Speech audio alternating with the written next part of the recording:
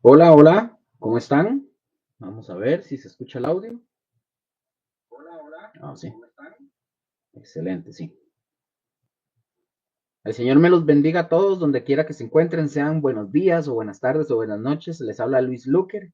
Y bueno, hoy estamos lunes 24 de febrero del 2025. Estamos hoy terminamos la lección que nos compete hoy, ¿verdad? Con respecto a la historia de la iglesia. Ya hoy es la 11ª lección, hoy la terminamos, gracias al Señor, hoy terminamos lo que es el bimestre que corresponde al curso de la historia de la Iglesia 1. Evidentemente faltan más, ¿verdad? Más bimestres, la historia de la Iglesia 2, hermenéutica 3, apologética 2, etcétera, todos los cursos que faltan. Pero por el momento, hoy vamos cerrando lo que es este estudio de la historia de la Iglesia número 1 y para dar inicio, bueno, damos gracias al Señor porque de verdad Dios ha sido bueno con todos y cada uno de nosotros y estamos aquí haciendo básicamente de lo que el Señor nos manda hacer a todos nosotros, ¿verdad? Como dije, el Señor me los bendiga donde ustedes quieran que estén, a su casa, su familia, su trabajo, todo lo que usted haga. Les mandamos bendiciones de parte de nosotros, que el Señor les continúe bendiciendo enormemente. Bueno, vamos a dar inicio hoy a la última lección, como dije.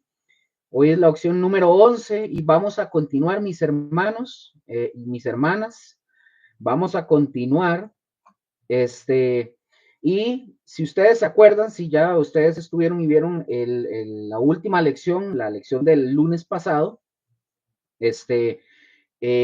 nos quedamos viendo un resumen sobre los escritos, ¿se acuerdan de los padres apostólicos? Habíamos mencionado, o mejor dicho, habíamos visto la didaje o la didache, ¿verdad? Que era la enseñanza de los apóstoles. Estamos en la historia de la iglesia. Bueno, que vimos la enseñanza de los apóstoles, la didaje, que habíamos dicho que es un escrito que es relativamente es corto, es pequeño, no es una Biblia, es un escrito muy pequeño. Vimos también, mis hermanos, por ahí la evaluación, ¿verdad?, de los escritos de los padres apostólicos, donde nosotros habíamos dicho que veíamos o encontrábamos en los escritos de los padres apostólicos una ansiosa y morbosa actitud por el martirio. Vemos también, o vimos, mejor dicho, vimos sobre el bautismo, que supuestamente en los escritos, por ejemplo, de Hermas, él dice que el bautismo limpia y ya nosotros ya lo vimos con la escritura que no es así, ya con la escritura vimos que eso no es así. Otros padres apostólicos hacen también un énfasis fuerte sobre la observancia de la ley y de las buenas obras. Y ahí fue donde nosotros quedamos y vamos a continuar acá. Ahora, para continuar, ahora sí, de lo que habíamos visto la semana pasada a lo que estamos viendo ya ahorita. Muchos de estos padres, mis hermanos de la iglesia, habíamos hablado que eran apologetas o fueron apologetas, no todos, pero muchos fueron apologetas y fueron defensores cristianos. También se dice, mis hermanos, que en el año 250 después de Cristo, aproximadamente, hubo muchos apologistas. Los apologistas, mis hermanos, eran defensores del evangelio, de la fe, del cristianismo, y muchos de estos hombres eran, eran escritores. Y muchos de los escritos que ellos hacían, o muchos de sus escritos, gracias al Señor, ¿verdad? A nosotros nos han llegado, a través de los siglos nos han llegado a nosotros también. Ahora, entre estos apologetas yo voy a mencionar a algunos que ya había hablado de unos que son padres apostólicos, pero que estos que voy a mencionar son gente o son personas que se dedicaron a defender el evangelio a través de escribir con sus escritos. Ahora, y vamos a ver al primero. Uno de estos hombres, el primero que vamos a ver, se llamó Quadratus, así Quadratus. Se escribe con Q, Quadratus, Q-U-A. Dratus, Quadratus, es el primero que vamos a ver.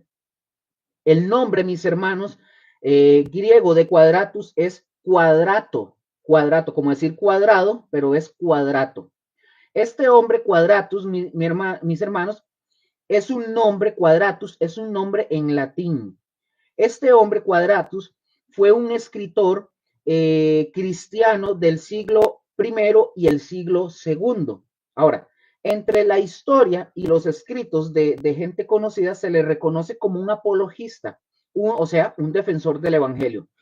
Este hombre Quadratus es citado muchísimas veces en la historia eclesiástica por Eusebio de Cesarea, que más adelante lo vamos a estar estudiando. Él, ¿verdad? De los siglos más adelante. Se dice, mis hermanos, que Quadratus o Cuadrato, como usted quiera decirle, o como usted lo quiera escribir, él le escribió, Quadratus, le escribió al emperador Adriano. Él escribió un discurso muy consistente, o sea, con una apología que compuso en defensa de nuestra fe cristiana. Y esta apología, mis hermanos, se dice que se realizó porque algunos malvados trataban de molestar a los nuestros, o sea, a los cristianos. Estos escritos, mis hermanos, todavía se dice que lo conservan numerosos hermanos y hoy, por ejemplo, hoy nosotros también poseemos copias de todo esto. Y repito, usted lo puede conseguir en internet mucho de esto. Ahora, se dice que este hombre, Quadratus, fue brillante, con talento. Dicen que su teología era una teología apostólica. Quadratus dice por ejemplo, en uno de sus escritos, él dice esto, leo para ustedes así textualmente lo que él escribe y dice, las obras, empero significa sin embargo, las obras empero de nuestro Salvador estuvieron siempre presentes, puesto que eran verdaderas, los que curó, los que resucitó de entre los muertos, no fueron vistos solamente en el momento de ser curados, y resucitados, sino que estuvieron siempre presentes y eso no solamente mientras el Salvador vivía aquí abajo, sino que aún después de su muerte han sobrevivido mucho tiempo y algunos de ellos han llegado hasta nuestros días. Ahora, esta es una de las frases que él escribe o es uno de los párrafos que él escribe en uno de sus escritos hablando o haciendo también la alusión a gente que, por así decirlo, que de alguna manera fue curada o fueron resucitados, que todavía en el tiempo después del Señor Jesús, ellos eran el testimonio de las verdades de Jesús o del Evangelio de que Jesús era verdadero. O sea, gente que había resucitado, imagínense, o gente que había sido sanada, eran el testimonio vivo de que Jesús había o era verdadero, o había estado ahí. Se dice también, mis hermanos, que el mismo Eusebio de Cesarea, del que hablamos, escribe también en su crónica que en el año 9 del reinado de Adriano, ahí es donde él confirma lo que dijimos hace un momento, Quadratus, discípulo de los apóstoles, y Aristides, filósofo ateniense, enviaron a este emperador escritos apologéticos. Este es uno de los apologetas, hablando de Quadratus, este es uno de los apologetas que se menciona entre el siglo I y el siglo II. Este es Quadratus. Ahora, vamos a otro, es un breve historial de ellos. Otro apologista muy conocido que también se habla es Aristides, así como suena, Aristides. Aristides, tildado ahí en la primera I, Aristides. Aristides, mis hermanos, era de Atenas y era también un filósofo. Al igual que Quadratus, este hombre, él escribió una apología al emperador Adriano, ya lo volvimos a reafirmar, primero con Quadrato, ¿verdad? Con Quadrato, y ahora aquí estamos viendo a este hombre, Aristides, volvemos a decir lo mismo. La apología, mis hermanos, de Aristides, de Atenas, se dice que es la más antigua de las apologías que se conservan en escritos. Ahora, es posible, mis hermanos, que haya muchas más apologías y que muchas de esas apologías se perdieron o ya no se recuperaron con el paso del tiempo. Y nada más, pues, para que tengamos a unos cuantos, así que lo hicieron. Perdón. Pero mis hermanos, podría haber muchísimas de más hombres valerosos que se dedicaron a hacer esta función. Ahora, por ejemplo, Eusebio, en su historia eclesiástica, o sea, la historia eclesiástica, mis hermanos, es un escrito largo, él, porque Eusebio se daba la historia. Ahora, en su historia, Eusebio escribe diciendo esto diciendo, después de sus observaciones acerca de Cuadratus, él dice, Aristides, hombre de fe, entregado a nuestra religión, dejó, igual que Cuadrato, una apología en favor de la fe que había dirigido a Adriano. También la obra de este escritor se ha salvado hasta hoy en muchos lugares. Esta frase o este parrafito que les acabo de leer está en Historia Eclesiástica en la página 200, que acabo de mencionar de Eusebio, ¿verdad? Entonces vemos que ahí lo menciona. Entonces también menciona en otro lugar de sus escritos que Aristides era un filósofo de la ciudad de Atenas. Ahora, por muchos años, mis hermanos, esta obra de Aristides se consideró perdida hasta, hasta el año 1878. Se consideró perdida hasta el año 1878. Se publicó, mis hermanos, un manuscrito del siglo X, un fragmento armenio de una apología nombrada o llamada que decía de esta manera: al emperador Adriano César de parte del filósofo ateniense Aristides.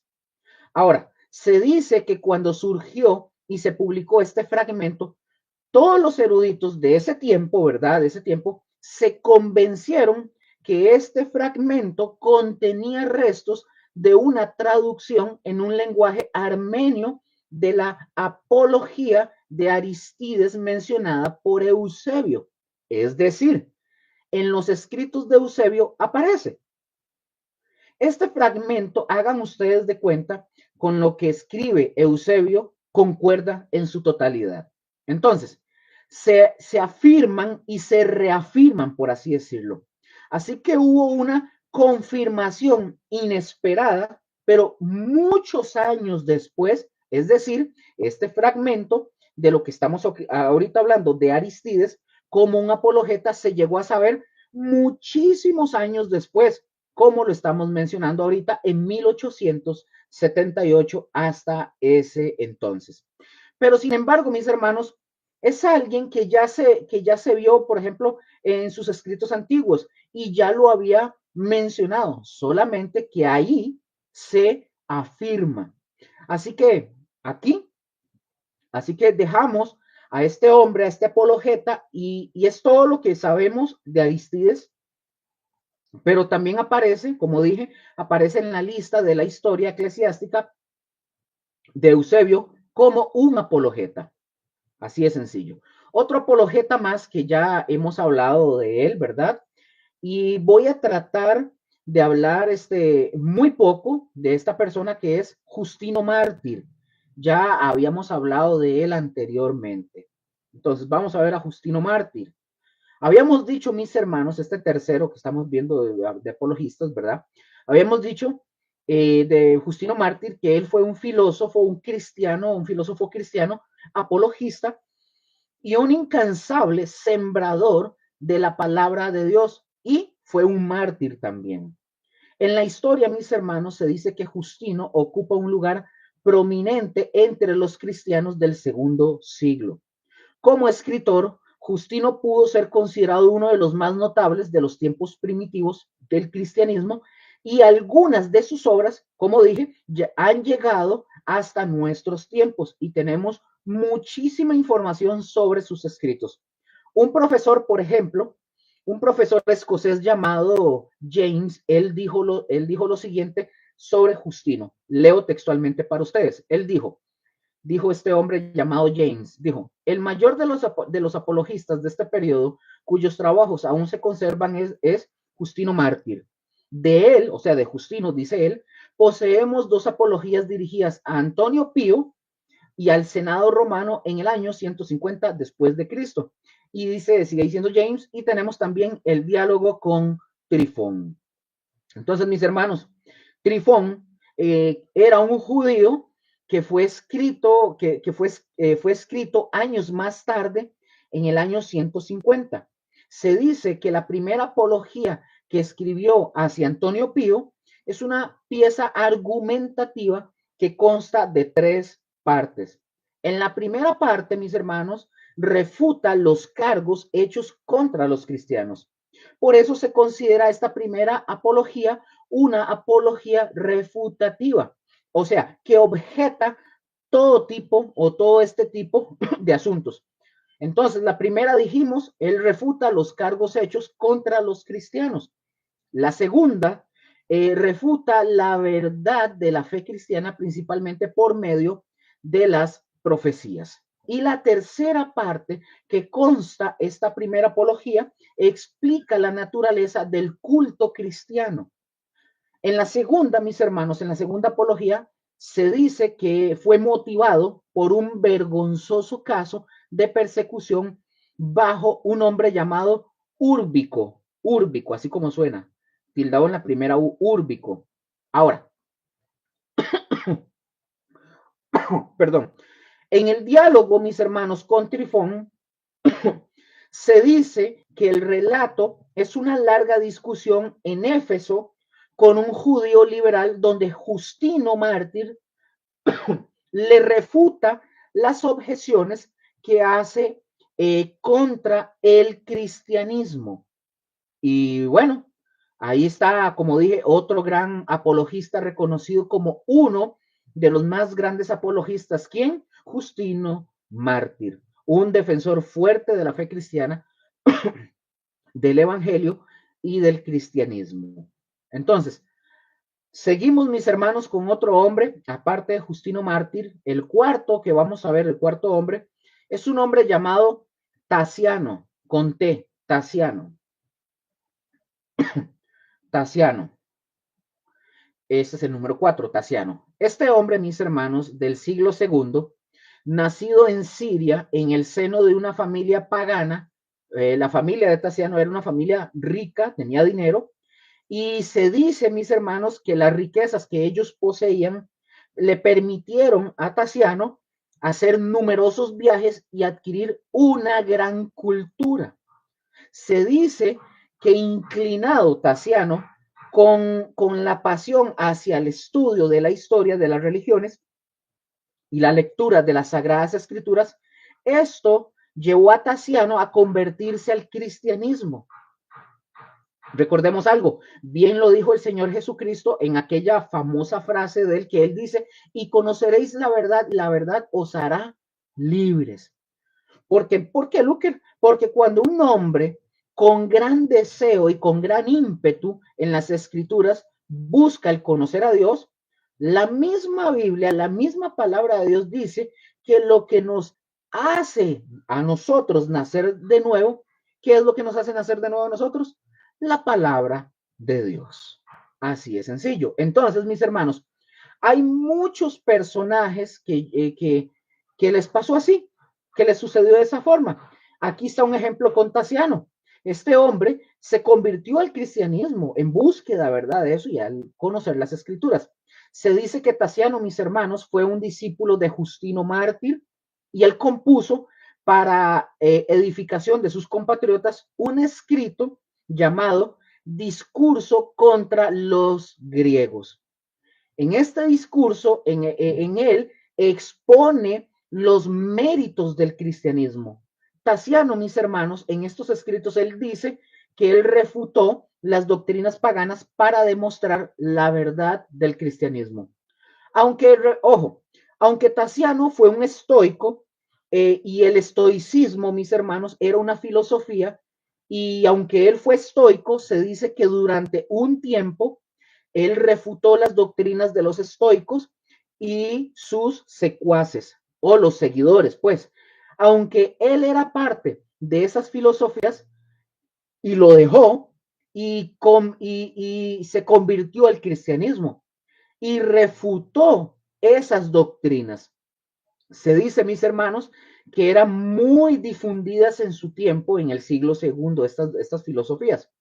Cuando murió, mis hermanos, Justino Mártir en el año 163 después de Cristo, en la historia se dice que este hombre Tasiano tomó la dirección de una escuela que tenía Justino Mártir. Y ojo, ojo lo que voy a decir. Aquí viene un pero. Aquí viene un pero. Que en el caso de este hombre Tasiano, porque debo decírselos, esto fue un tiempo y está reconocido en la historia como repito, como un apologeta cristiano, que defendió por un tiempo y refutó doctrinas como la de los estoicos y a sus seguidores. Pero, aquí viene el pero, sin embargo, tiempo más tarde, al quedar como director de la escuela, ¿verdad? De la escuela, digámosle, teológica, Tasiano tuvo un cambio en sus creencias. Algo, mis hermanos, sucedió en la vida de este hombre que no lo sabemos.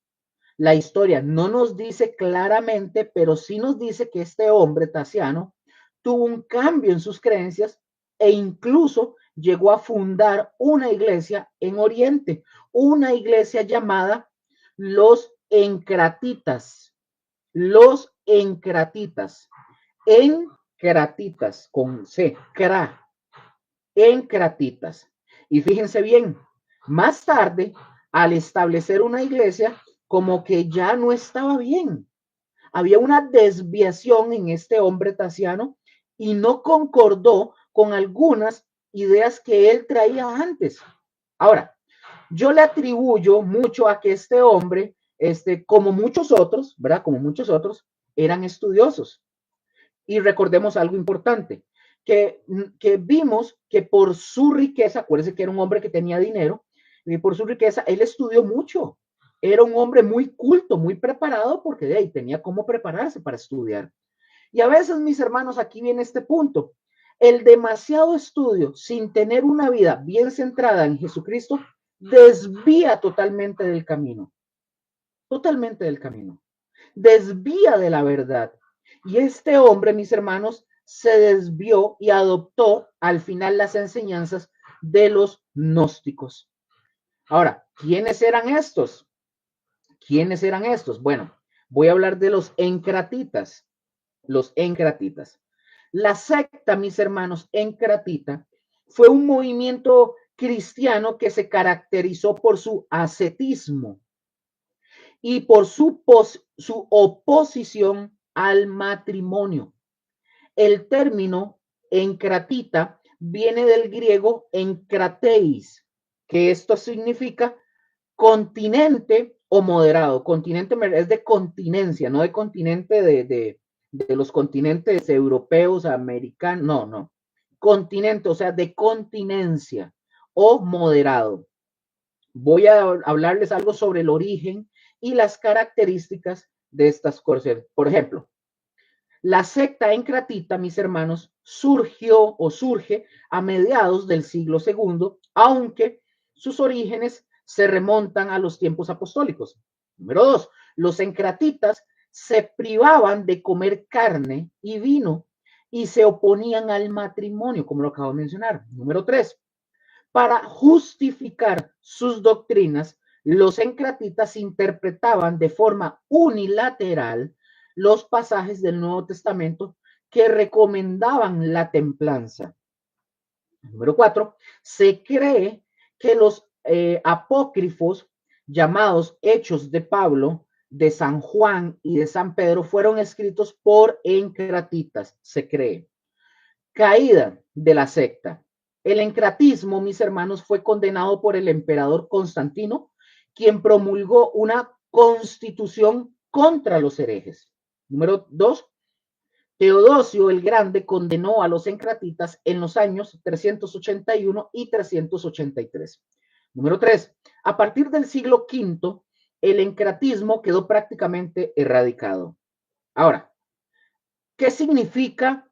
Porque yo hablé ahorita que ellos practicaban y dije que eso era, se caracterizó porque practicaban por su ascetismo, el ascetismo. Bueno, ¿qué es o qué significa ser o ser o practicar el ascetismo? Bueno, mis hermanos, el ascetismo es un estilo de vida que persigue la purificación del espíritu a través de la privación de los placeres materiales. O sea, las tradiciones religiosas o filosóficas que abrazan la abstinencia, la soledad, la reclusión, la pobreza, el ayuno, entre otras formas de privación material, son consideradas ascéticas. Eso es el ascetismo, básicamente, así a grandes rasgos. Ahora, el, esta doctrina, mejor, o esta filosofía de los encratitas, mis hermanos, era una corriente dentro de las enseñanzas que Tassiano empezó a tomar. Y recordemos que los hombres, ojo, recordemos que los hombres generalmente se van dando de acuerdo a algo que se está proclamando. O sea, los nombres, perdón, dije, recordemos que los nombres, o sea, de las sectas o de las herejías o de ciertas cosas, se van dando, que estos nombres se van dando de acuerdo a algo que se está proclamando o que se está enseñando. Entonces, mis hermanos, ahí de una forma muy resumida, ahí lo tienen. Pero repito, si ustedes quieren saber mucho más, investiguen sobre quiénes eran los encratitas. Denme un momentito nada más para copiar esto. Un momentito, nada más, rápido. Para no perder mucho tiempo, solamente para pasar esto acá. Un momento, ya continuamos. Entonces, igual, solo un momentito, estoy tomando unos segunditos, pero estudien ustedes, quieren saber quiénes son, averigüen, busquen quiénes eran los encratitas, estudien. Toda la información que aquí se da es para, a usted se le da el insumo, por así decirlo, para que usted pueda indagar más, pueda buscar más, usted pueda leer más y en un momento, mientras esto abre, a ver, vamos a ver y ya vamos a seguir. Busquen, indaguen, pregunten, lean, no se queden nada más con lo que escucharon aquí, con lo que escucharon, sino vayan y verifiquen, corroboren de que la información es una información fidedigna, como debe de ser.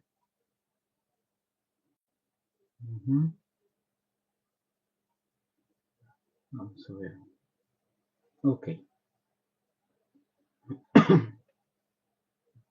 Ok, listo. Entonces, ok, continúe. Discúlpenme un momentito, nada más era para poder pasar un link. Entonces, como dije, ahí lo tienen de forma resumida sobre los encratitas. Busquen, investiguen más sobre quiénes son estos personajes. Ahora, este hombre Tassiano, nosotros vemos que él inicia bien en su camino, ¿verdad? En el cristianismo, él empieza bien. Se considera a alguien en la historia como un gran apologeta, pero mis hermanos, al final termina mal. Y déjenme decirles algo, así hay muchos casos el día de hoy, mis hermanos, gente que inicia bien el cristianismo y termina mal. Vemos líderes, pastores que inician bien y terminan mal. Por eso es una gran preocupación en la vida de cada uno de nosotros como estudiantes de cimentar bien nuestra vida. Hay que cimentarla bien para no caer en esos errores y quedar aislados. Es bueno estudiar, mis hermanos. Es bueno adquirir el conocimiento. Es bueno ser cultos o tratar de serlo, ¿verdad? Aprender el conocimiento. Pero hay que tener mucho cuidado con la parte más importante de todas, que es el corazón, porque el corazón es engañoso más que todas las cosas y nos puede desviar. Por ejemplo, mis hermanos, bueno, Sucede mucho, muchos padres que no fundamentan bien a sus hijos cristianos cuando ya entran a la universidad, por ejemplo, aquí, una universidad que es pública, una de las grandes universidades públicas aquí en Costa Rica.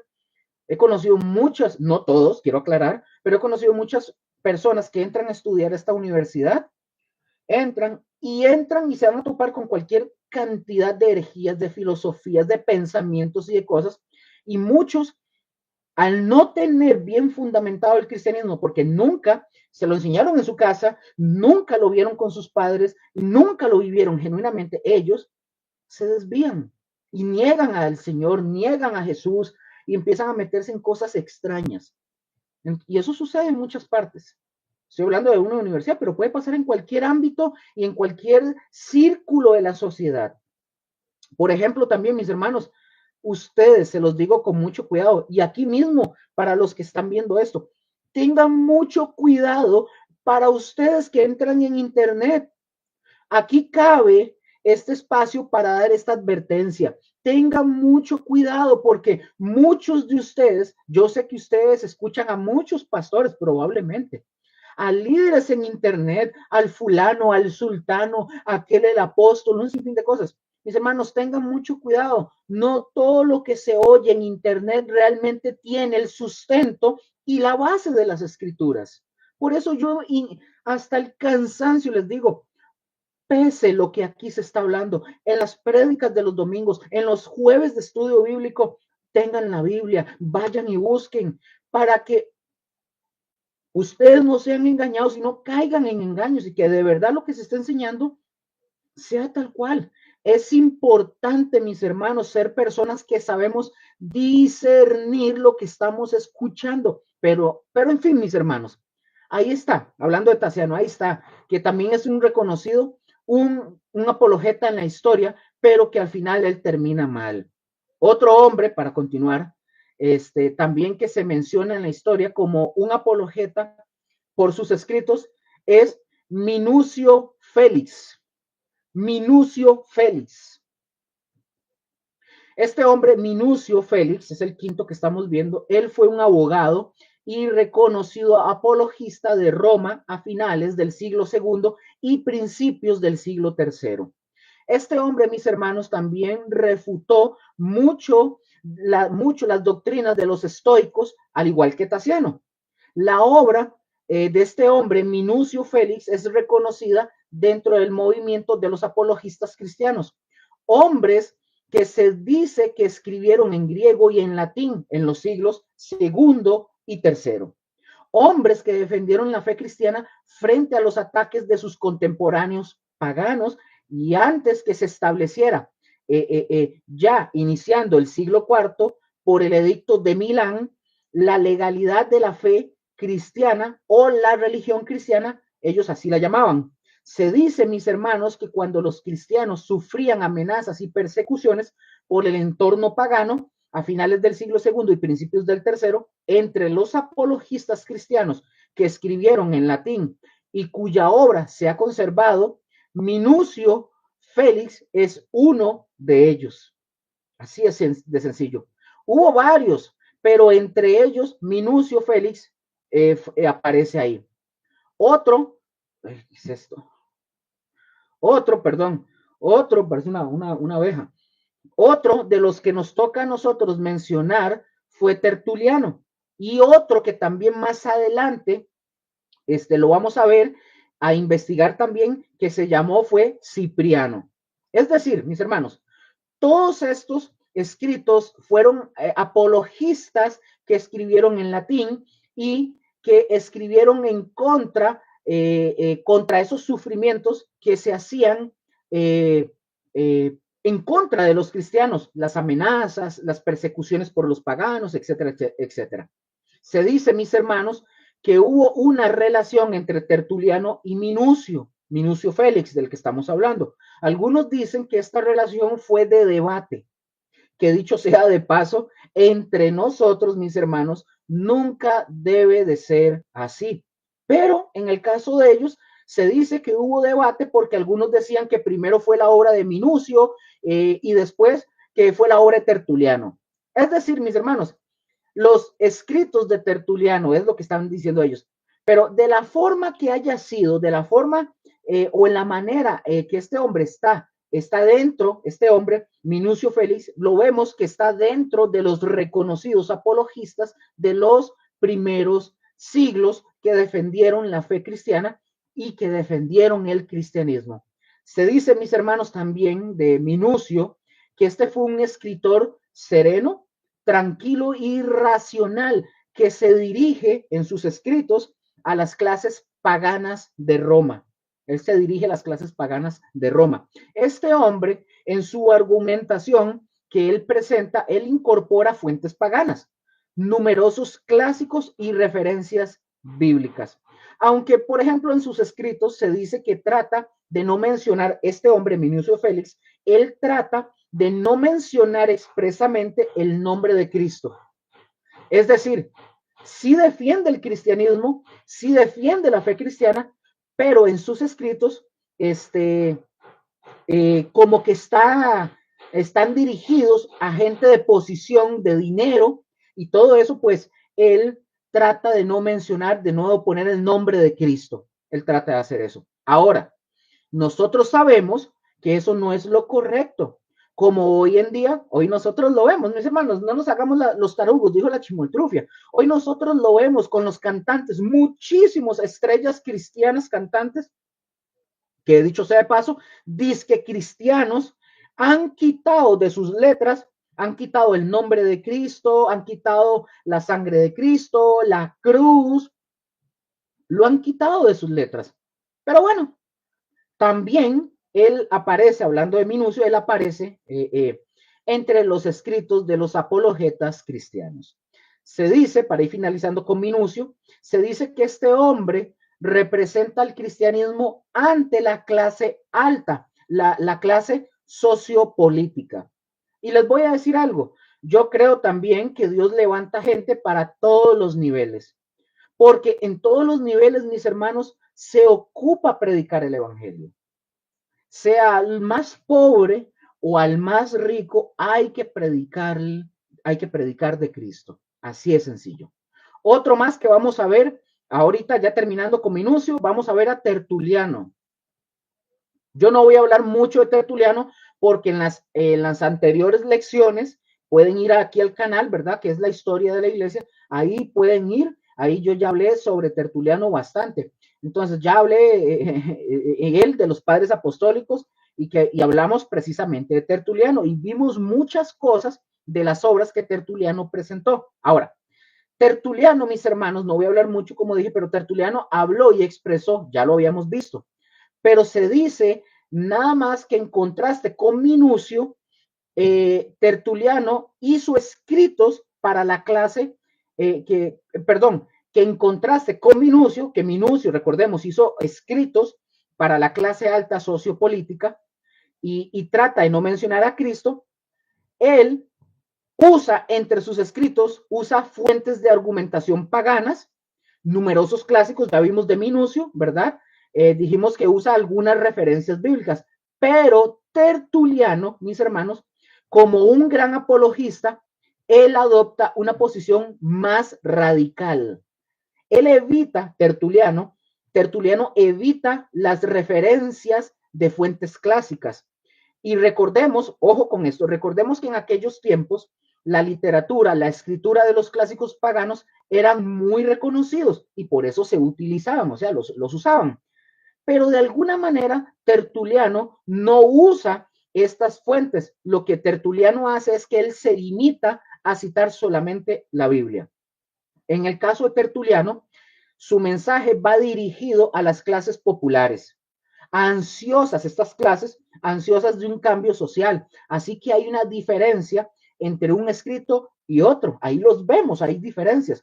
Pero ambos, tanto Minucio como Tertuliano, ambos fueron apologistas. Tertuliano fue un mayor apologista, aunque al final también nosotros encontramos que Tertuliano por ahí en la historia, él abraza una fuente errónea de enseñanza que ya estaba surgiendo, conocida como los montanistas. No montañistas, no de montaña, los montanistas. que ya casi vamos a hablar sobre Montano. Entonces, para los que estén viendo esto y no sepan de esto, ya vamos a hablar sobre los montanistas, que como dije, ya casi vamos a ver algo acerca de esto. Ahora, ¿cuáles eran los argumentos que usaban los apologistas en defensa del cristianismo? Estos que hablamos, ya los hemos hablado. Se dice que estos argumentos que usaban los apologistas cristianos se dividen en 4 grupos. Rápidamente, voy a mencionarles estos 4 grupos. ¿Cuáles eran estos 4 grupos? Número 1, eran súplicas a las autoridades para que trataran a los cristianos con justicia. Número 2, otro grupo, el ataque a las creencias y prácticas de las religiones paganas. Número 3, es la presentación de las creencias y el modo de vivir de los cristianos para que conocieran en qué creían y cómo vivían, es decir, su fe cómo los llevaba a vivir de tal manera en contraposición a aquellos que juzgaban a los cristianos. Grupo número 4, el cuarto es las ideas teológicas para justificar al cristianismo. Ahora, vamos a ver ahorita algunos temas de estas apologías entre estos 4 grupos que ya mencioné. Por ejemplo, ¿qué tema se trata en las apologías? El reclamo de la justicia. Número 1, les voy a mencionar 4 puntos de estos. El reclamo de la justicia. Por ejemplo, voy a dar un ejemplo. Justino Mártir, a nosotros él nos da un buen ejemplo de esto en sus escritos, porque él se dirige, o él dirige, mejor dicho, una de sus apologías, las dirige reclamando esta justicia y él la dirige al emperador Antonio Pío, a sus hijos y al Senado romano. Y tiene este propósito, un reclamo de justicia. Otro tema, como ya lo dijimos en los 4 que mencioné ahorita, de los grupos, está la segunda, es esta. La número 2, el ataque a las creencias y prácticas paganas. Vean, mis hermanos, se dice que los apologistas cristianos replicaban enérgicamente cuando los oponentes los atacaban a ellos de inmorales. Es decir, atacaban a los cristianos y decían que los cristianos eran inmorales. Ya eso lo habíamos visto anteriormente en otras lecciones. Uno de los escritos en las apologías, voy a leerles textualmente uno de los escritos que dice así en este tema. Dice, y tampoco honramos con muchos sacrificios y guirnaldas de flores a esas deidades formadas por hombres y colocadas en altares a los cuales llaman dioses, por cuanto vemos que son cosas sin alma y muertas y no tienen forma de Dios, sino que son nombres y formas de los demonios malignos que han aparecido. Tertuliano, mis hermanos, Tertuliano fue uno de estos que escribió este tipo de temas contra el ataque a las creencias y prácticas paganas. Ahí sí, simple y sencillo. Otro tema que vemos en los escritos es la número 3, la presentación de la fe y de la práctica cristiana. Es decir, trataron, mis hermanos, de presentar la fe cristiana a sus lectores con dignidad y simplicidad. Así de sencillo. Otro tema, el número 4, el uso de argumentos teológicos. El uso de argumentos teológicos. Ahora, que era muy importante el uso de argumentos teológicos, dicho sea de paso. Por ejemplo, Justino Mártir, con toda justicia, rehúsa reconocer que el cristianismo es una religión nueva. ¿Por qué, Luque? Porque Justino Mártir relaciona al cristianismo directamente con el Antiguo Testamento. En fin, lo que hace es que presenta argumentos teológicos. Él los presenta. Entonces, ahí están, mis hermanos, algunos temas de estas apologías y los grupos en los que se dividen. Y bueno, hasta aquí vamos a dejar este tema en el que nos encontramos ahorita, ya lo dejamos. Vamos a pasar al tema número 12. Vamos a ver a aquel hombre que tanto hemos mencionado desde hace rato en todo el curso, y el movimiento de este personaje. Entonces, hago la pregunta, ¿quién fue Montano y el movimiento montanista? ¿Quién fue Montano y el movimiento montanista? Montanista, no montañista. Repito, no estamos hablando de montaña. Les digo de una vez para responder. Montano, mis hermanos. Montano fue un precursor ideológico de los perfeccionistas. Y vean qué curioso, vean qué curioso. Hay mucha gente que las encontramos así, igualitas, que tratan de ser muy perfeccionistas y son los que son más perfeccionistas son los que más fallan. Eso es muy curioso, eso es algo interesante. Las personas como este Montano, que son los más perfeccionistas, son los que más fallan y más se equivocan. Pero bueno, este hombre era un hombre muy riguroso en ese sentido. ¿Quién era? Bueno, este hombre, sigamos hablando de Montano. Montano, mis hermanos, nació en Frigia en el año 157 después de Cristo. Cuando Montano se convirtió al cristianismo, mis hermanos, se dice que este hombre iba con, pongan atención a lo que van a escuchar ahorita. Se dice que este hombre Montano iba acompañado siempre por dos mujeres profetizas. Ten cuidado ahí. Y ojo, alerta, alerta con esto que se está suscitando hoy en día, de esto de mujeres profetizas que andan por ahí, ¿verdad? Tengan mucho cuidado. Ojo, se dice, mis hermanos, que al inicio el movimiento montano era cristiano, pero el problema fue que este hombre comenzó a profetizar que su revelación era sobrenatural y que esto no termina en los apóstoles, sino que en la nueva dispensación del Espíritu Santo, y algunos en esas dispensaciones, como este hombre Montano, consideran que estamos en la dispensación del Espíritu Santo. Ahora, voy tratando de poder enseñar esto bien. Nosotros ya sabemos, para los que no lo saben o no lo sepan, nosotros creemos en las dispensaciones, que hay 7 dispensaciones, ¿verdad? Eso también lo vemos en teología y lo vemos también, si más no me equivoco, en el curso que también tenemos de escatología, pero nosotros estamos en la dispensación de la gracia. Nosotros le llamamos, también se le llama la dispensación de la iglesia, pero bueno, la dispensación de la gracia. En ese tiempo, mis hermanos, de la gracia, lógico que estamos viviendo la mejor, por así decirlo, estamos viendo la época como por ejemplo, algunos dicen que el libro de los Hechos, en lugar de llamarse el libro de los Hechos de los Apóstoles, dicen algunos, debería llamarse el libro de los Hechos del Espíritu Santo, porque es la obra, ¿verdad?, del Espíritu Santo, que este es su tiempo del Espíritu Santo, es un periodo desde que Cristo ascendió, ¿verdad?, al Padre hasta que Cristo regrese, es un periodo, una dispensación donde está en función y en actividad el Espíritu Santo. Pero bueno, así este hombre, ¿verdad? Montano, le llama dispensación. Estas son etapas, son tiempos, son épocas. Entonces, cuando le llaman dispensación, pongan atención, cuando le llaman dispensación del Espíritu Santo, que así le llaman este mismo hombre, Montano, él está hablando de ese periodo del derramamiento del Espíritu Santo desde el Pentecostés hasta la venida de Cristo.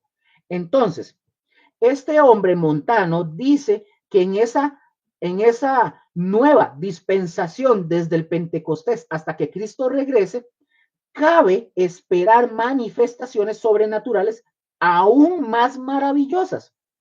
Y ojo con esto, algunos dirán, pero ¿qué tiene eso de malo? Bueno, esto ya era un peligro en esta época, en este tiempo del siglo segundo. ¿Por qué, Luker? Porque es el siglo segundo, donde este hombre comienza a crear, aquí comienza a crear una confusión en el cristianismo. Ahora, quiero ir aclarando cosas para que ustedes no se queden con la duda. Quiero decirles una cosa y aclarar. Muchas cosas pasadas se vuelven a repetir. Hoy en día, por ejemplo, hay pastores actuales que predican que las revelaciones pasadas son obsoletas y se ocupan nuevas revelaciones en nuestros tiempos donde el Espíritu Santo da nuevas cosas. Ahora, y esas nuevas cosas tienen más autoridad, dicen algunos, dicen que tienen más autoridad que aquello pasado. Y ahí, mis hermanos, es donde el semáforo comienza a prenderse y a apagarse y a dar las indicaciones de precaución. Hay que tener cuidado porque no es así. Y este hombre Montano, en el siglo segundo, él comenzó creando este tipo de confusión. Imagínense, nuevas manifestaciones sobrenaturales.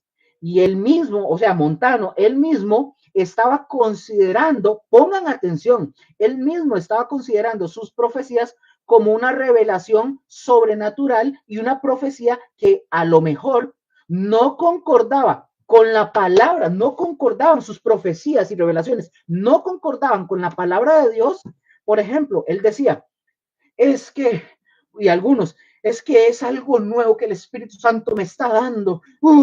Entonces ustedes tienen que sujetarse a esas nuevas revelaciones. ¿Ustedes han escuchado algo así? Voy a dar un ejemplo y lo menciono y lo digo con nombres y apellidos. Hace unos años atrás apareció una mujer, no lo voy a decir para después no causar, pero una mujer que sacó un nuevo libro que se llama Las nuevas revelaciones del Apocalipsis que ella recibió. Cuando ustedes ya comiencen a escuchar nuevas, no hay más revelación. Aquí inicia desde Génesis y termina en Apocalipsis. Las revelaciones está aquí, no hace falta más, todo está completo.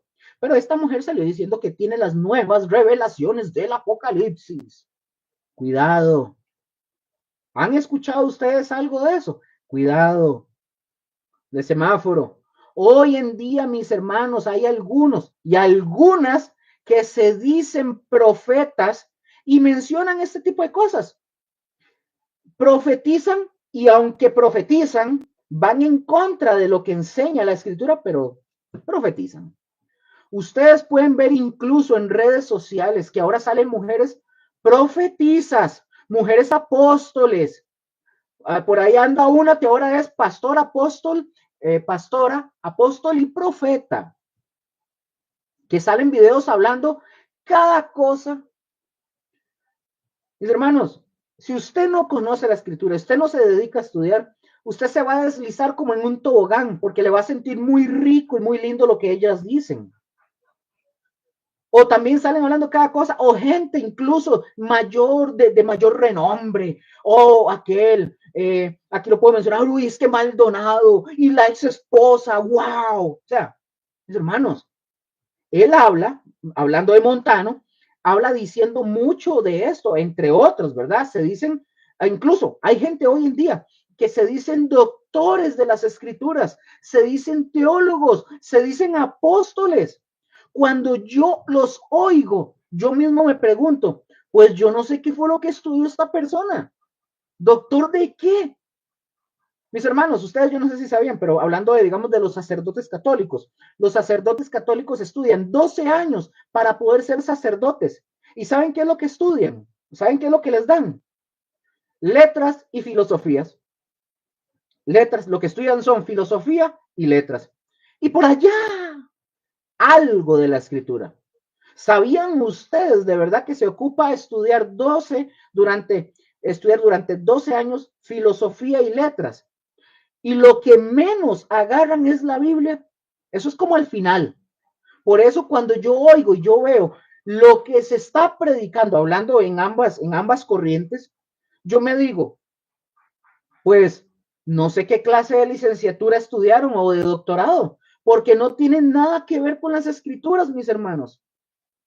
De la misma manera, también este hombre llamado Montano.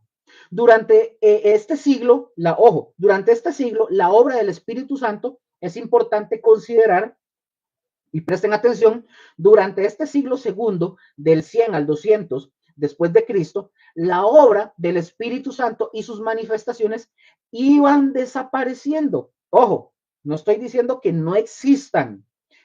Durante este periodo iban en disminución, por lo que este hombre Montano tomó esta situación para darle un énfasis al Espíritu Santo, pero este énfasis era en extremo. Montano, antes de convertirse al cristianismo, y déjenme decirles quién era Montano, de una vez. Montano era uno de los sacerdotes paganos, es decir, él fue un sacerdote pagano, que cuando se hizo cristiano, él usó de su vieja religión pagana y puso demasiado énfasis sobre la obra del Espíritu Santo. Decía una mujer, un video por ahí, no sé qué tan cierto sea, pero decía, ex bruja dice, o no, o el testimonio de una ex bruja o ex brujo decía, cuando yo estaba, dice, cuando yo estaba en la brujería, en la hechicería, hacían estas prácticas. Me convierto al cristianismo, vengo a la iglesia y me doy cuenta que los cristianos hacen las prácticas y los movimientos y cosas que yo hacía cuando estaban, y se quedó así como, ¿what? Entonces, y en la manera en que hizo las cosas Montano, se dice, mis hermanos, en la historia, que la iglesia separó a Montano de la iglesia, o sea, lo expulsó. Y escuchen lo que decía Montano en sus escritos. Él decía que él no venía como ángel, sino que él venía como Dios, como el Padre. ¿Han escuchado algo así? ¿No han escuchado? En la actualidad hay muchos que él venía como Dios el Padre. Y en algunos momentos Montano decía, yo soy el Padre, yo soy la palabra, decía él. Vean qué hereje. Pero después también él decía, yo soy el Paráclito, yo soy el Paráclito. O sea, el Paráclito es el Espíritu Santo, decía él. Vean qué hereje. Mis hermanos, se dice que este hombre en sus reuniones, él actuaba como una persona poseída. ¿No han visto eso ustedes en las iglesias? Extrañamente, como un poseído que caía como en un trance de un poder superior y ocupaba el lugar de Dios mismo. Mis hermanos, de verdad, honestamente, ¿no han visto ustedes algo parecido? Voy a contarles una anécdota, una historia que escuché. Cuenta un pastor, una anécdota. Dice que él tuvo a una mujer, a una congregante, que le contó que su mamá, la mujer de la mamá de esta congregante, dice que esta señora se metió a una iglesia y dice que cuando iban, o sea, él iba con su mamá a esa iglesia donde su mamá iba, dice que lo llevaba casi que a fuerzas a las reuniones de donde ella iba. Ella dice que la mamá, ella es la que se ponía siempre al frente y que se sentaba como en un trono, la señora como que se sentaba como que si estuviera en un trono y dice que esta persona le cuenta al pastor y le dice, pastor, mi mamá de repente de estar sentada ahí, empezaba la oración y todo. Y ella empezaba, dice que a girar la cabeza y él dice que no sabe cómo lo hacía, pero que comenzaba a girar la cabeza y que de un de repente la mujer cambiaba su voz y que empezaba a decir, yo soy el Espíritu Santo. La mujer, la señora, decía, yo soy el Espíritu Santo y empezaba a hablar una serie de tonterías. Esto lo estaba diciendo el hijo de esta señora. Es más, nosotros ni nos imaginamos qué cosas hay el día de hoy de gente que hacen su propio grupito, hay gente que solo hacen sus propios grupitos, hacen sus células, que no fueron bien formados en las escrituras, que no estudiaron bien la palabra de Dios, que su corazón no está bien recto, que su corazón no estaba bien centrado. ¿Qué les pasa? Se desvían y empiezan a hacer un montón de cosas. No es lo mismo que pasó con los mormones, con José Smith. Y otro montón más. Así que mis hermanos, imagínense a este hombre Montano actuando como en trance. Y cuántas cosas nosotros no vemos hoy, mis hermanos, en el internet de esta misma naturaleza. Hoy vemos a un hombre agarrando una manguera y bañando a la gente y a medio mundo y diciéndoles, es el Espíritu Santo. Otros por allá con un paño o con una camisa tirándola y diciendo que esa es la unción de la axila. Otros corriendo como perros, como gatos, otros haciendo como chanchos, otros se estampan contra las paredes. Es más, hay un video que circula en internet, mis hermanos, de puras mujeres en una reunión, todas las mujeres haciendo poses, movimientos vulgarmente, perreando, como dicen vulgarmente, en una iglesia. Otras que se han visto en internet en ropa interior, en bikini, como que si estuvieran en un concierto de rock. Otras bailando en un tubo, diciendo que ahí está la manifestación del Espíritu Santo, mis hermanos. Otras donde el pastor, ustedes lo pueden buscar en internet, donde el pastor les pide que se quiten la ropa interior para afeitarles sus partes íntimas. Vean, mis hermanos, otro donde el pastor dice que tenía que besarlas. Puros inventos humanos, puras cosas salidas del mero corazón sucio que el mismo Dios profetiza a través de los profetas en el Antiguo Testamento, que dice, yo nunca les dije que profetizaran. Y estos profetizan. Pero bueno, ahí está este hombre en el siglo segundo. Montano, mis hermanos, para continuar. Montano, imagínense que yo menciono este tipo de cosas y mucha gente que tal vez está en estas iglesias están viendo la enseñanza y jalan porque se sienten ofendidos, porque no quieren escuchar la verdad, porque ay, yo hago eso. Sigan ese rollo. Montano se defendía replicando que la profecía nueva pertenece a un orden superior a la vieja, decía él. O sea, que sus revelaciones eran mucho mayores que la que está en la Biblia, decía él, que la que recibieron los profetas de Dios y los apóstoles. Dígame usted, hágame el favor. La arrogancia, su arrogancia de pretender que sus enseñanzas estaban por encima de los apóstoles y del mismo Cristo. Recuerden que este hombre fue separado de la iglesia, lo sacaron. Ahora, entre sus doctrinas se dice que practicaba un riguroso ayuno y abstinencias. En su enseñanza, mis hermanos, él recomendaba la virginidad, es decir, que no se casaran. Él decía eso. Recomendaba la castidad, concedía mucha importancia al martirio y condenaba a aquellas personas que huían de la persecución. Ahora, entre los escritos de este hombre, él dijo, los que reciben al Paráclito no saben huir de la persecución. O sea, así que las enseñanzas de este hombre, mis hermanos, fueron una gran amenaza para la iglesia en el segundo siglo. Ahora, Luther, lo triste, que entre todas las cosas es que este famoso o reconocido apologeta cristiano, que tiene muchos escritos muy buenos, que se llamó Tertuliano, él fue atraído por el montanismo. Pero se dice que principalmente que Tertuliano fue atraído por las demandas ascéticas, es decir, el riguroso ayuno, las abstinencias, la separación del mundo y todo este tipo de cosas. Ahora, imagínense pensando separarse del mundo cuando más bien Cristo nos dice a nosotros, cuando el Señor dijo, Señor, no te ruego que los quites del mundo, sino que los guardes del mal. Por eso, mis hermanos, pongan atención, de verdad, de verdad. Por eso es un error cuando usted y yo escuchamos y oímos esto. Ay, vamos a hacer cines cristianos, vamos a hacer una plaza cristiana, vamos a hacer un café cristiano, vamos a hacer escuelas cristianas y universidades cristianas. Mis hermanos, yo se los voy a decir, pueden hacerlo si quieren, pero es el peor error que el cristianismo puede hacer.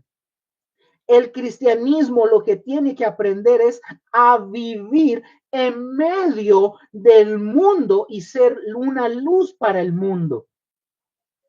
Por eso, mis hermanos, es importante que ustedes y yo seamos personas bien fuertes, bien firmes, bien sólidas y que enseñemos a nuestros hijos a que así sean también ellos en medio del mundo y que no se dejen arrastrar por la corriente del mundo y por los engaños del mundo. Amén. Así debe de ser. Momentito, perdón, otra vez, para hacer algo acá. Nada más una corrección por acá. Voy. Ok. Un toquecín. Ok, suave. Voy por acá. Solo estoy haciendo unas correcciones por acá. Vamos a ver.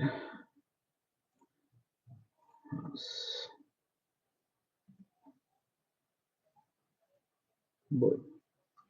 Perdón.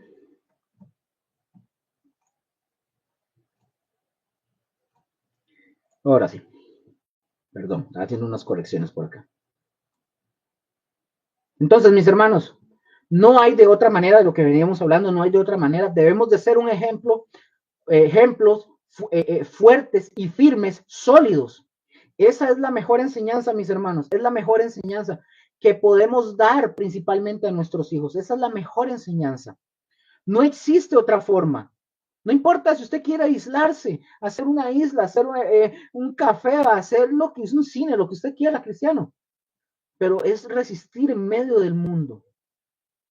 No nos deben de ver tambalear, mis hermanos, ni doblarnos. Por ejemplo, yo les he comentado, yo tengo una hija, mi hija está pequeña aún, ella tiene 7 años, yo tuve a mi hija ya siendo adulto, mi única hija, yo tengo hoy para 44 años, ella tiene apenas 7, yo ya la tuve ella estando yo ya adulto y ella apenas está pequeñita. Y nosotros, mi esposa y yo siempre le decimos a mi hija, le hemos dicho, mi amor, te vas a encontrar con gente que no quiere nada con Dios, que mienten y hacen cosas que no agradan a Dios. Y le hemos dicho a ella, Gigi, usted tiene que buscar agradar a Dios, hacer lo correcto y obedecer a Dios, a Él primero.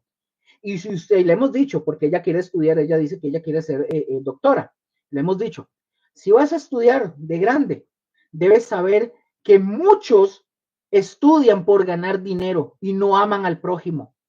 Muchos que estudian medicina están ahí sin, para la muestra, un botón aquí, en la caja costarricense del Seguro Social. Vemos muchos doctores, mucha gente que se prepara solo por el dinero, hacen cualquier cosa, trampas y un montón de cosas, pero no aman al prójimo, se lo hemos dicho, y solo por ganar dinero, nada más. Le hemos dicho a ella, tienes que estudiar eso, sí te van a pagar, por supuesto, te van a pagar, pero tienes que amar a las personas, tienes que cuidarlas, tienes que curarlas, porque ella, si ella quiere estudiar, tú no tienes que trabajar o estudiar por dinero, es para que puedas amar a Dios y amar a tu prójimo, porque muchos hacen eso.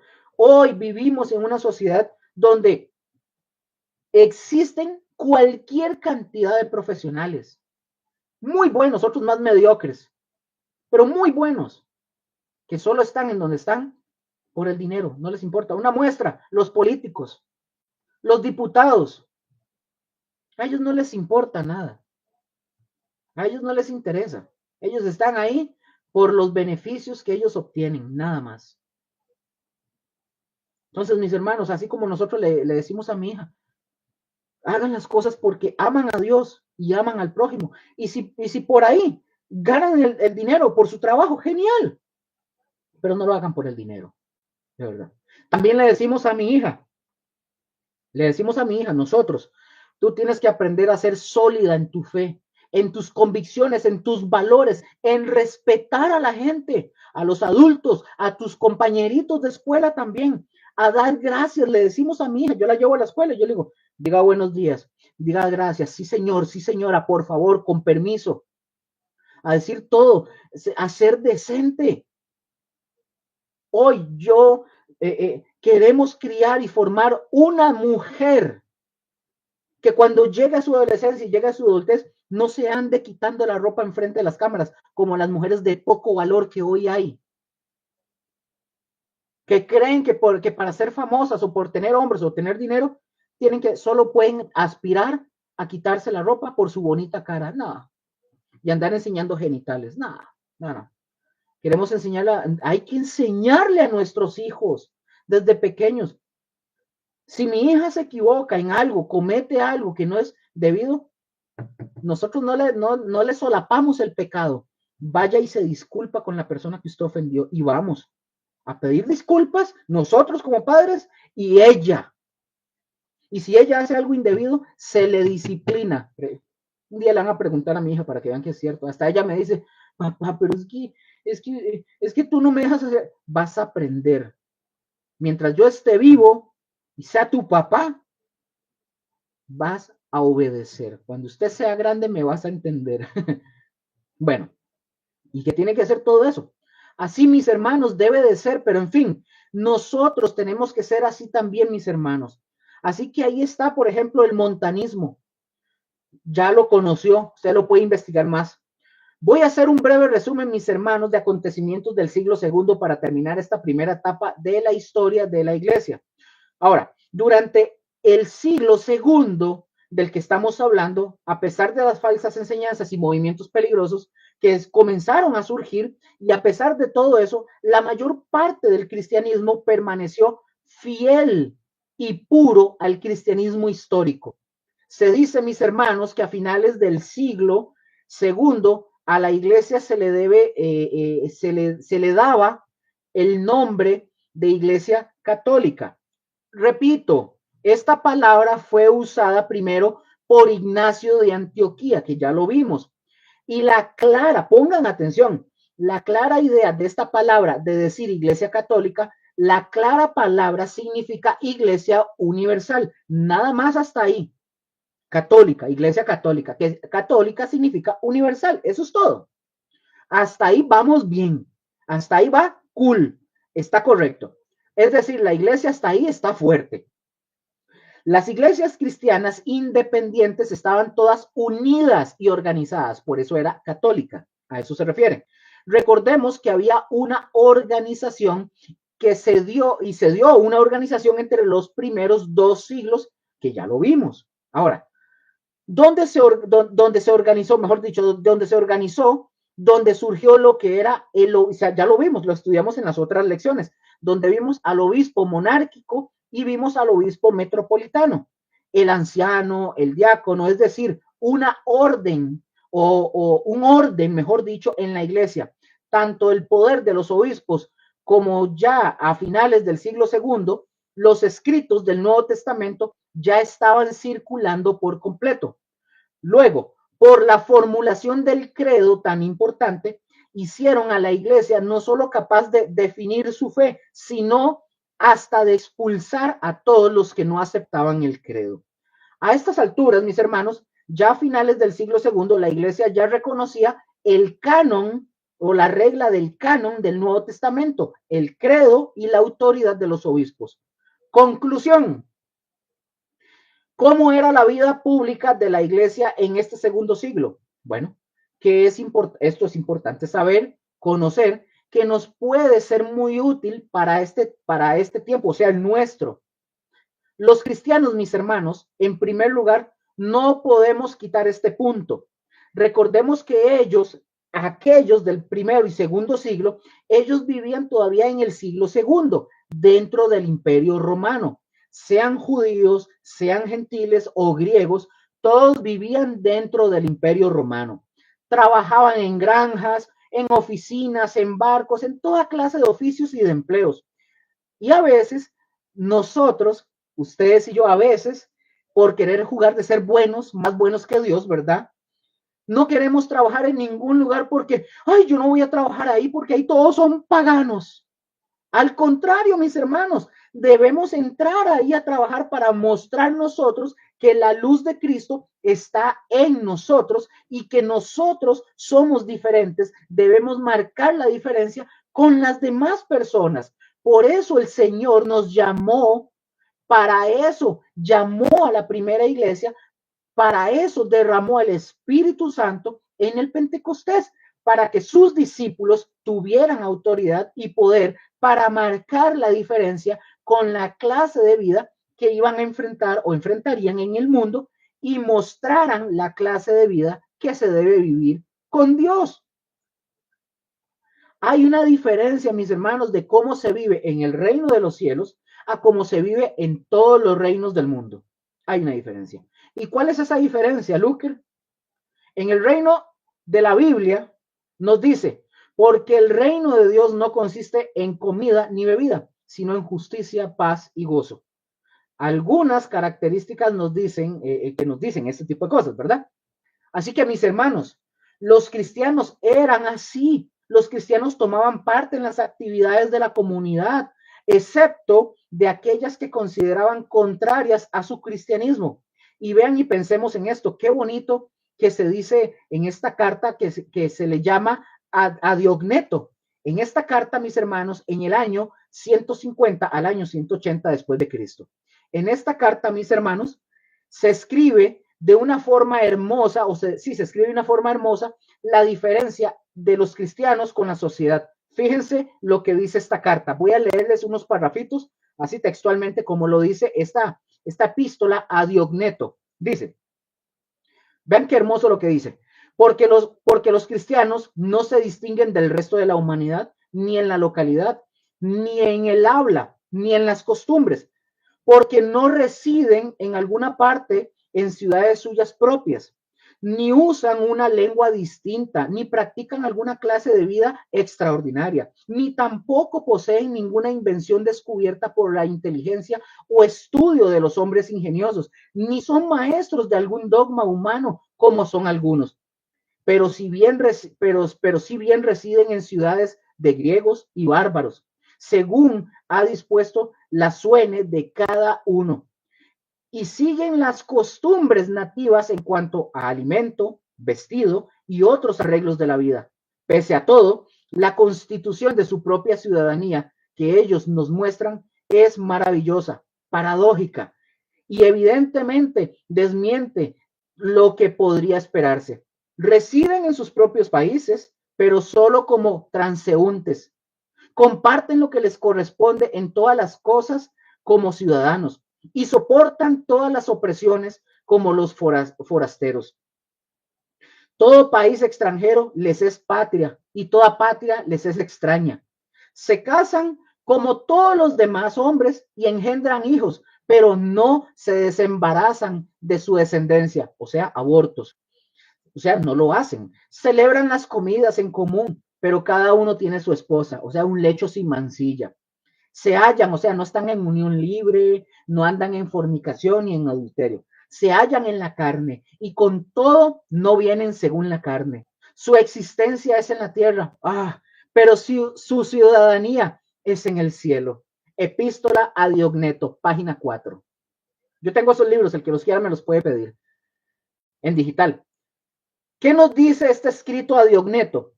Que es un error tratar de separar el cristianismo con la vida en el mundo. ¿En qué sentido? Que nosotros somos la luz. No nos podemos aislar. Porque, por ejemplo, un pagano o una persona no cristiana tiene una televisión. Sí, tiene un televisor y todos tienen. Un cristiano tiene un televisor. Sí, yo tengo, ahí está. Ahí, en mi cuarto, en el cuarto de mi suegra, en el cuarto de mi hija, hay un televisor. ¿Cuál es la diferencia? ¿Cuál es la diferencia entre que una persona no cristiana, un pagano, tenga un televisor y un cristiano? Que el cristiano, por lo menos, debería de ser que el cristiano tiene que aprender qué es lo que va a ver, qué es lo que no debe de ver, qué le edifica y qué no le edifica. Porque el no cristiano o el pagano, a él ve todo lo que le llegue ahí, a lo que le entre. El pagano se compra zapatos. Sí, el cristiano también. Las hermanas de la iglesia van y compran vestidos. Claro. Y a lo mejor hoy en día, ¿verdad? Que es una moda por el calor, las mujeres muchas usan minifaldas. Pero ahí ya las cristianas, en buena y sana teoría, no deberían de vestirse de una forma, de esa manera, provocativa. Porque la palabra nos enseña que hay que vestirnos de una manera decorosa, que no provoquemos deseos, o sea, en los hombres o en las mujeres.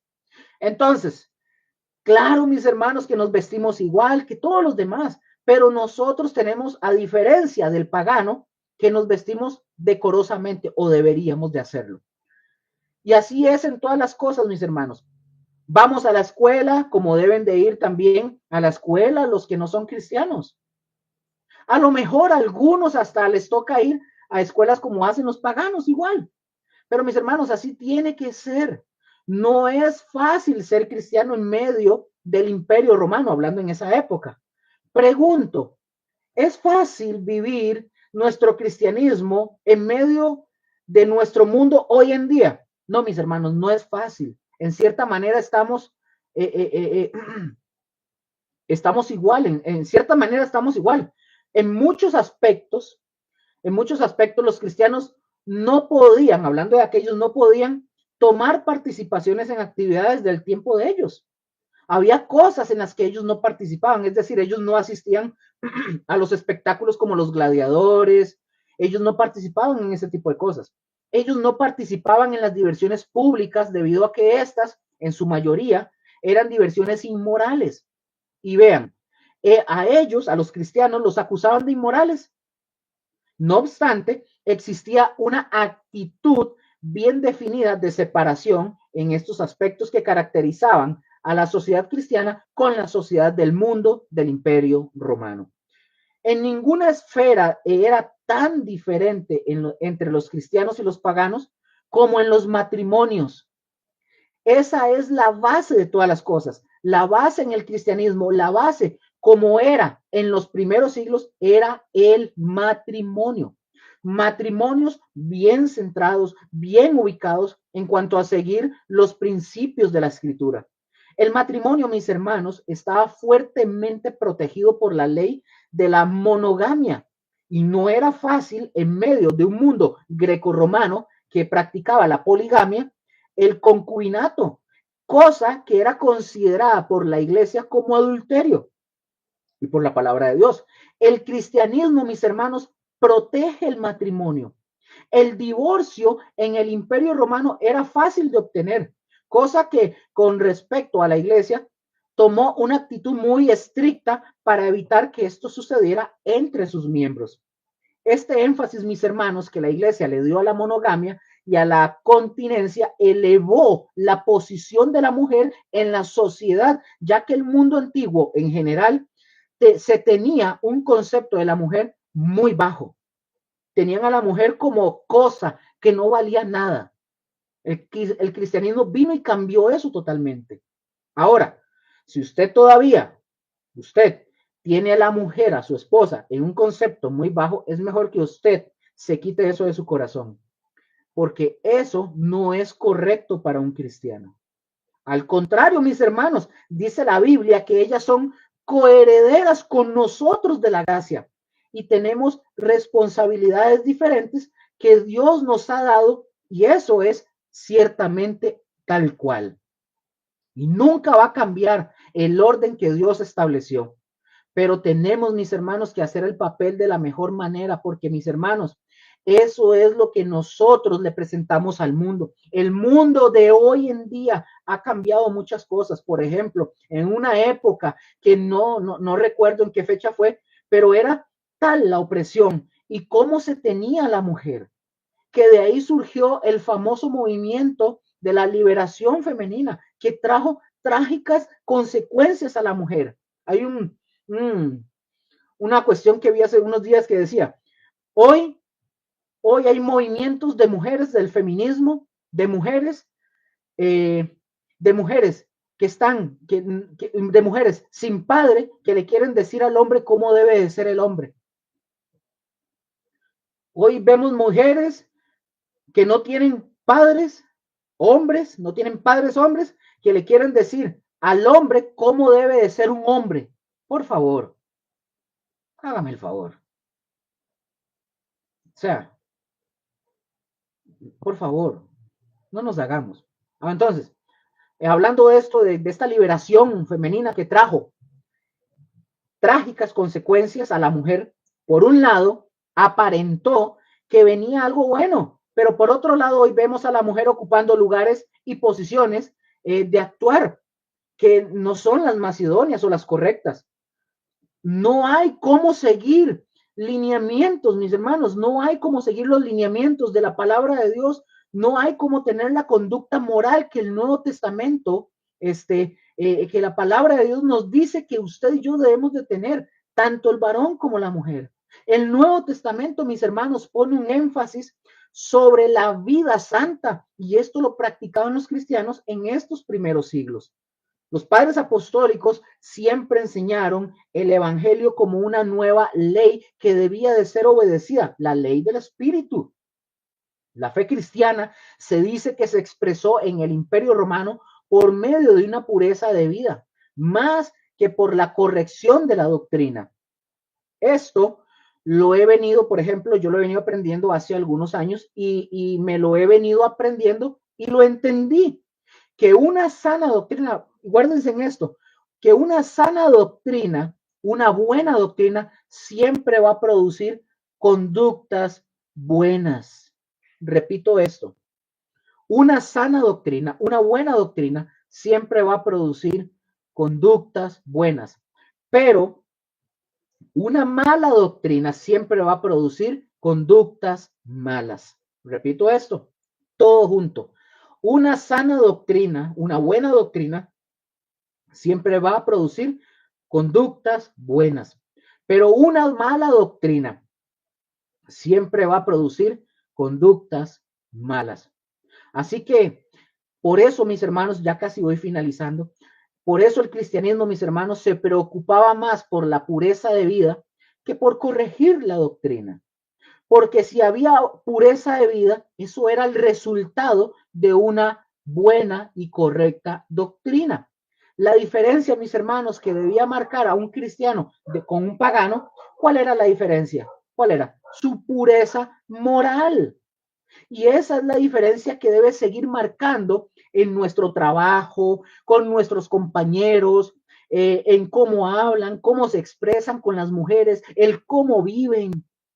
Pero cuando nosotros llevamos una vida de pureza moral, una vida íntegra, de acuerdo a los principios de la palabra de Dios, y cuando ustedes oyen por dentro, cuando ustedes oyen este tipo de cosas, por dentro nosotros decimos, no, estos no saben lo que es bueno, estos no saben lo que es disfrutar la vida definitivamente. Mis hermanos, la iglesia en el siglo segundo exigía el cumplimiento de las normas morales con todo su poder. Exigía que se cumplieran las normas morales con todo su poder, y quienes quebrantaban estas leyes establecidas eran severamente disciplinados. A algunos no los dejaban entrar a las reuniones por mucho tiempo. Decía una vez un usuario de Uber, por ejemplo, un usuario de Uber, porque yo en algún momento yo hice Uber, y decía esta persona que se montó en el carro, dice, por tantas cosas malas que están pasando, él decía, les decía, es que si agarraran a los maleantes y los sentaran en una silla eléctrica y les cortaran los brazos y les cortaran los pies, a ver si no se les quita la gana de la delincuencia. Bueno, yo le dije, sí, pero los primeros con los que habría que hacerlo es con los gobernantes.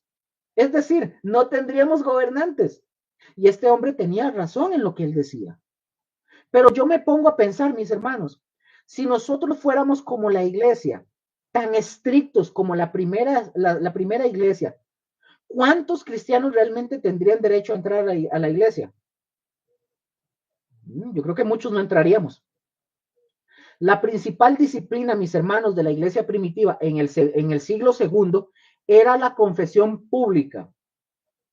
La principal disciplina de la iglesia primitiva en el siglo segundo era la confesión pública, ya que durante los primeros 3 siglos era causa de muerte, recordemos, era causa de muerte por las persecuciones. ¿Y cuál era la confesión pública? La confesión pública de que Cristo era su Señor y su Salvador. Por eso, si ustedes recuerdan en Romanos, cuando Romanos dice, si confesares con tu boca y creyeres en tu corazón que Jesús es el Señor. Vean, mis hermanos, cuando eso se estaba diciendo en ese tiempo, no es como hoy, ¿verdad? El simple hecho de decir, sí, yo quiero ser creyente, yo confieso y confieso mis pecados. No, mis hermanos, en ese tiempo, en el contexto de esa frase, de ese versículo, en ese tiempo era cuestión de persecución o de muerte. Por eso era así, por eso eran salvos, porque ahí cuando confesaban y demostraban realmente, públicamente, su confesión de que eran creyentes, pues era ponerse la espada en el pescuezo. Por eso, si alguien durante la persecución negaba a Jesús para salvar su vida, pero después se arrepentía y quería regresar a la iglesia, en muchos lugares no los aceptaban. Estamos hablando del segundo siglo, ¿verdad? Pero volvemos a lo mismo, mis hermanos, ya han pasado los tiempos y bueno, hemos aprendido ya muchas cosas. También la iglesia al principio, por todo lo que enfrentó, tenía que ser así de rigurosa, mis hermanos, tenía que ser así de rígida. Por lo que pasó, era necesario llevar una rigidez como la llevaba, era necesario. Así de sencillo. Y voy finalizando y termino con esto que les voy a decir.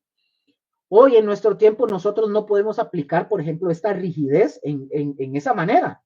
Y menos en un país donde ahorita ni siquiera nosotros tenemos persecución. No tenemos persecución. Aún, quiero decir, aún no la tenemos. Decían que al estar excluidos de la iglesia debía de ser por consecuencia por haber negado el confesar a Jesús y debían de vivir el resto de su vida de esa forma, decían ellos en la iglesia primitiva. Y esto, mis hermanos, duró por muchos años. Así era la iglesia, mis hermanos, en los primeros 2 siglos, porque vamos hasta el siglo II, ¿verdad? También, mis hermanos, en el tercer siglo todavía, así era la iglesia. Y entonces aquí, mis hermanos, aquí concluimos este curso de la historia de la iglesia 1, esta primera parte de la historia de la iglesia, lo concluimos, terminamos, dando gracias al Señor y a ustedes que han estado ahí, los que han llevado este curso, fieles, firmes, han ido aprendiendo, todos hemos aprendido, todos, y seguiremos aprendiendo todavía más. Échenle ganas, compartan este video, no porque generemos algo, compártanlo, estudien y ustedes también enseñen, échenle ganas. Nos veremos Dios primero en los siguientes cursos que vienen, nos veremos también en la siguiente, segunda parte de la historia de la iglesia. No dejen de echarle ganas y aprendamos de todo de la historia. Dicen que el que ignora la historia está condenado a repetir las mismas cosas que sucedieron. Entonces, aprendamos, pero aprendamos de la escritura, de la palabra de Dios, pero también de la historia, porque también la Biblia es historia. Mis hermanos, los bendigo un montón, les agradezco, les envío un fuerte abrazo a ustedes, a sus familias, les bendigo sus trabajos, sus finanzas, sus alacenas, sus casas, su salud, sus vidas. Échenle ganas en el nombre de Jesús. Los amamos un montón de parte, obviamente, de mía, de mi esposa, de nosotros como comunidad cristiana Gosén, de la congregación. El jueves 27 de febrero 2025 vamos a iniciar a las 7:30 en el Facebook en vivo. Somos Comunidad Cristiana Gosén. Iniciamos con el estudio del libro del Apocalipsis. Cordialmente invitados. Chaito. Saludos a todos.